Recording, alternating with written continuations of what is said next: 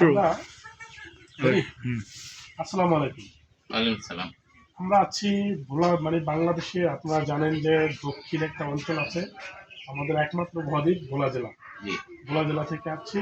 তো এখানে আমি রাস্তায় যাওয়ার সময় দেখলাম যে এখানে একটা কৃষি জাদুঘর আছে।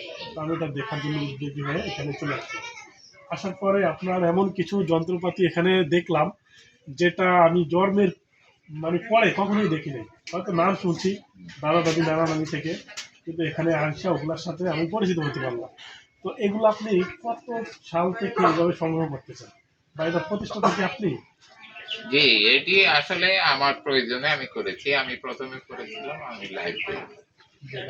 লাইব্রেরিটা কৃষি বাংলাদেশের কৃষিভিত্তিক সমাজ ব্যবস্থা, তো আমিও কৃষক পরিবারের জন্ম, যার কারণে কৃষি বিষয়ে জানার আগ্রহ থেকে প্রয়োজন, আগ্রহ এবং প্রয়োজন দুটো থেকে আমার কৃষি লাইব্রেরিটা তৈরি করি। এই তৈরির পরে দেখলাম যে বাড়িতে কিছু আমার হাতিয়ার যন্ত্রপাতি, কৃষি যন্ত্রপাতি পড়েছিল। এই এই এই সব সাজায় রাখতে রাখতে রাখতে রাখতে কখন মনের অজান্তে জাদুঘরে প্রয়োজন, এটিও আমার প্রয়োজন। এই জিনিসটা আমি ব্যবহার করলাম, অথচ আমার কাছে এখন অজানা হয়ে যাচ্ছে, নামটা জানতে পারছি না, নামটা ভুলে যাচ্ছি। এই প্রয়োজন থেকে আমার এইসব রাখা। এখন দেখছি যে এটি গবেষণার বিষয় হচ্ছে, এটি এটি মানুষের একটা ভালো লাগা, জানা একটা প্লেস। কারণ এটা শুধু এখন আমার নাই, এটা সমাজের, রাষ্ট্রের, দেশি বিদেশি গবেষক। আপনার এটা কি রাষ্ট্রীয়ভাবে কোনো স্বীকৃতি পাইছে? রাষ্ট্রীয়ভাবে, হ্যাঁ, রাষ্ট্রীয়ভাবে আমি পুরস্কার পেয়েছি। আলহামদুলিল্লাহ, ভালো। কারণ আপনার যে মহৎ উদ্যোগ, এটা অনেকেরই সম্ভব না, আর এটা অনেকের মনেই আসে না। আপনার মনে আসছে, এই জন্য আপনাকে আমরা আন্তরিক ধন্যবাদ জানাই। আপনি এগুলো যদি এভাবে সংরক্ষণ না করতেন, আমরা এগুলো দেখতাম না, হয়তো নাম শুনছি এদের মধ্যেই সীমাবদ্ধ থাকতাম।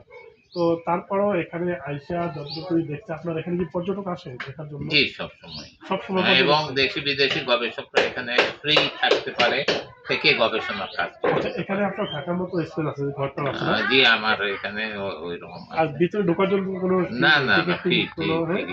আচ্ছা।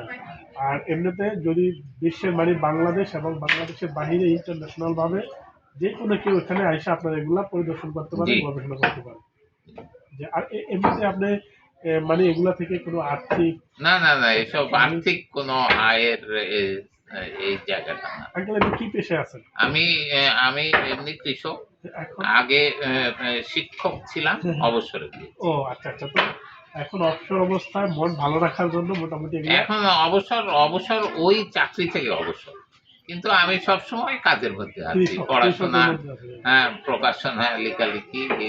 আপনার এখানে দেখতে পাচ্ছি কিছু লোকজন আছে এগুলো দেখাশোনার জন্য। জি, কারণ এগুলো তো আপনার একার পক্ষে এভাবে সামলানোর সম্ভব না, এই পরিষ্কার করা, ঝাড়ু দেওয়া থেকে শুরু করা। তো তাদের কি কোনো মাসিক বেতন দিয়ে রাখেন? জি। তো তাদের বেতনটা কিভাবে দেন আপনি? ওই আমার পকেট, ব্যক্তিগতভাবে, সরকারি ভাবে? না, সরকারি ভাবে কেন নেব? সরকার যে সবসময় ফ্যাসিলিটি দিচ্ছে। দর্শক, আপনারা দেখতে পাচ্ছেন উনি একজন মহৎ মানুষ আমার দৃষ্টিতে। কারণ ওনার ব্যক্তিগত আর্থিক সহযোগিতায় বর্তমান আধুনিক সমাজের সাথে আমাদের প্রাচীন সমাজের এবং আমাদের ওই অতীতের এমন কিছু ব্যবহৃত আসবাব যন্ত্রপাতি এগুলোর সাথে উনি আমাদেরকে পরিচয় করে দিয়েছেন। এবং আমরা না শুধু, এটা আমার মনে হয় আঙ্কেল যতদিন থাকবেন এবং ওনার অনুপস্থিতিও এগুলা টিকে থাকবে, এবং এগুলো আমাদের বর্তমান সমাজে আমাদের ছোট ভাই থেকে শুরু করে বড়রা এগুলা দেখে এগুলো থেকে অনেক কিছু শিক্ষা নিতে পারবে। সবাইকে অসংখ্য ধন্যবাদ। ভিডিওটা ভালো লাগলে আমাদেরকে লাইক কমেন্ট করে দেবেন।